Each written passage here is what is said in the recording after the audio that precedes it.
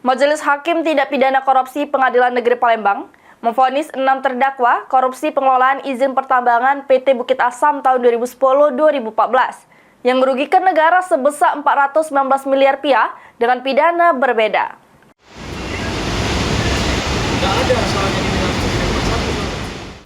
Enam terdakwa perkara dugaan tindak pidana korupsi pengelolaan izin pertambangan batubara di Kabupaten Lahat, wilayah izin usaha pertambangan operasi produksi PT Bukit Asam tahun 2010-2014 yang merugikan negara 419 miliar rupiah divonis Majelis Hakim Tipikor pidana penjara berbeda.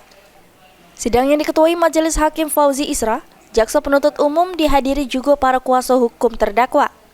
Juru amar putusannya ketiga terdakwa petinggi PT Andalas Bara Sejahtera, yakni Endre Saiful, Gusnadi Samo Budiman, divonis Majelis Hakim dengan pidana penjara masing-masing 10 tahun, denda 1 miliar rupiah subsidi 6 bulan penjara. Serta dihukum pidana tambahan balik ke duit pengganti masing-masing 23,3 miliar rupiah. Sementara itu terdakwa Misri, mantan Kadis Pertambangan dan Energi Lahat periode 2010-2015, terdakwa Saifullah Aprianto sama terdakwa Lepi Desmiati divonis masing-masing pidana penjara selama 4 tahun dengan denda masing-masing 200 juta subsidi 3 bulan penjara. Yang terdakwa negeri mengadili 1. Menyatakan terdakwa Lepi Desmiati STMT binti Abdurrahmi tersebut di atas terbukti secara sah dan menyatakan bersalah serta melakukan tindak pidana korupsi secara terus-menerus sebagai perbuatan yang didalilkan sebagaimana dalam perbuatan ke-1 peringkat. 2.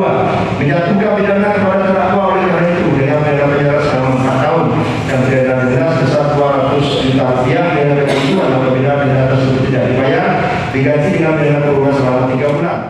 Sesudah mendengarkan putusan tersebut, terdakwa Endre Saiful nyato ke nerimo, sedang ke-5 terdakwa lainnya maupun jaksa penuntut umum nyato ke pikir-pikir. Heri Wahyudi, PAL TV.